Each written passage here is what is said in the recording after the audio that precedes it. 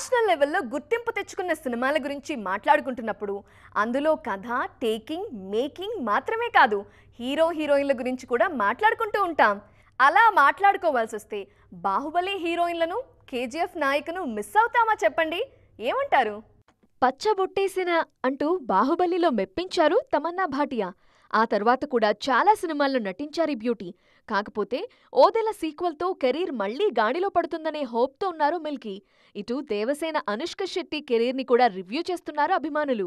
After Baahubali pan India రేంజ్లో inch కూడా దిగలేదు డార్లింగ్ ప్రభాస్. కానీ అనుష్క మాత్రం ఎప్పుడో ఓసారి తళుక్కుమన్నారంతే.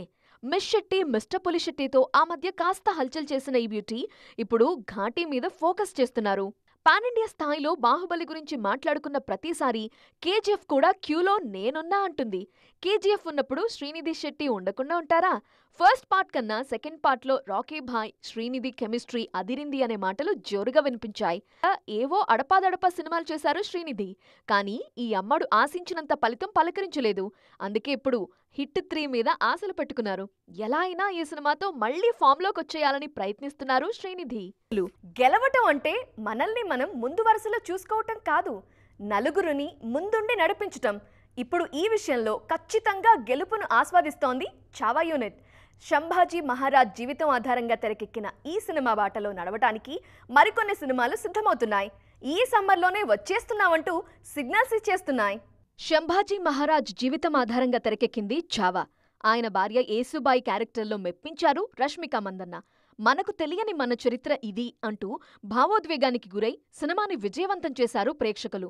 ఛావా ఇచ్చిన కాన్ఫిడెన్స్తో ఈ సమ్మర్లో రిలీజ్కి రెడీ అవుతున్నాయి మరికొన్ని సినిమాలు. న్యాయవాది సి శంకర్ నారాయణ్గా అక్షయ్ కుమార్ నటించిన సినిమా Kesari chapter 2 the untold story of Jallian Walabagh. ఈ మూవీ టీజర్ రిలీజ్ అయింది.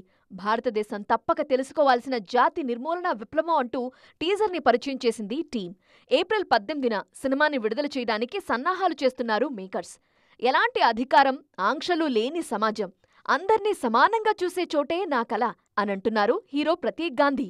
ఆయన కీలక పాత్రలో నటిస్తున్న సినిమా పూలే. జ్యోతిరావు పూలే, సాయిత్రిబాయ్ జీవితం ఆధారంగా తెరకెక్కుతోంది సినిమా. తాజాగా ట్రైలర్ని విడుదల చేసింది మూవీ యూనిట్. ఏప్రిల్ 11న విడుదలకు రెడీ అవుతోంది పూలే. బాలయ్య మజాకా అని ఖుషి అవుతున్నారు నందమూరి అభిమానులు.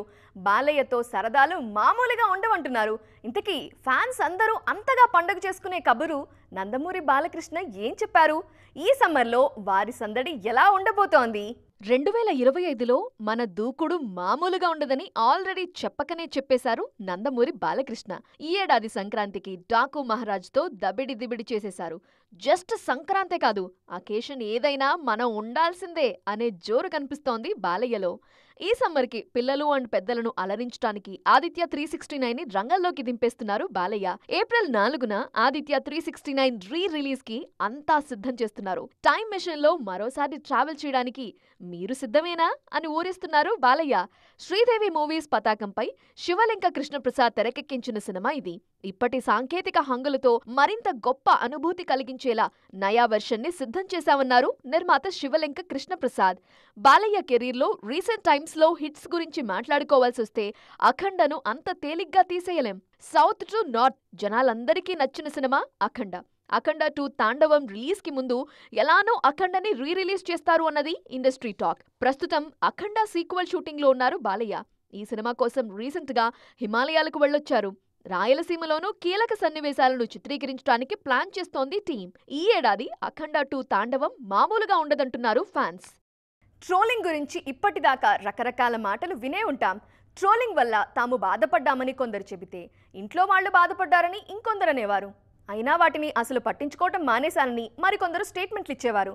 కానీ ఇప్పుడు పూజా హెగ్డే అన్న మాటలు మాత్రం ఇన్స్టంట్గా వైరల్ అవుతున్నాయి. ట్రోలింగ్ గురించి ఓపెన్ అయ్యారు పూజా హెగ్డే. గ్లామర్ ఇండస్ట్రీలో ఉన్నప్పుడు ట్రోలింగ్ గురించి స్పెషల్గా ఆలోచించడం వేస్ట్ అనుకునేవారట పూజా హెగ్డే.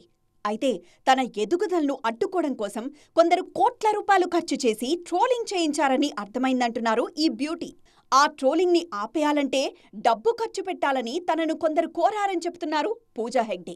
అయితే తాను ఎవ్వరికీ చెడు చేయనప్పుడు తనపై ఇలా అవాస్తవాలెందుకు ప్రచారం చేస్తున్నారో అర్థమయ్యేది కాదన్నారు. చెయ్యని తప్పుకు ఖర్చు పెట్టడం ఎందుకని తాను సైలెంట్ అయ్యానని చెప్పుకొచ్చారు ఈ బ్యూటీ.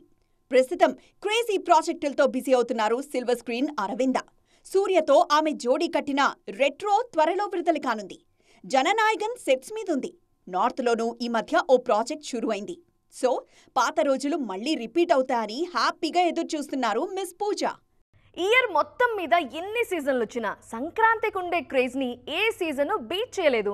అందుకే ముందు నుండే, అంటే చాలా ముందు నుంచే సంక్రాంతి డేట్ల మీద కర్చీఫ్లు వేసేస్తున్నారు మేకర్స్. లేటెస్ట్గా ఒకే డేట్ మీద 2 కర్చీఫ్లు కనిపిస్తున్నాయి.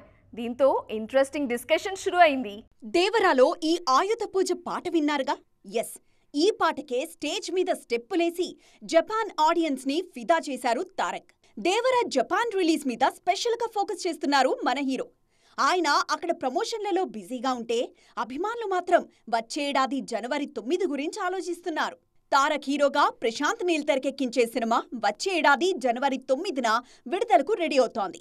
ఆల్రెడీ పాన్ ఇండియా ఫేమ్ ఉన్న తారక్, నీల్ భారీ రిలీజ్కే ప్లాన్ చేస్తారు.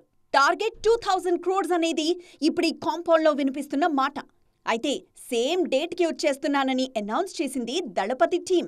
లియో తర్వాత దళపతి నటిస్తున్న సినిమా ఆయన కెరియర్లో ఆఖరి సినిమా కావడంతో బజ్ మామూలుగా లేదు.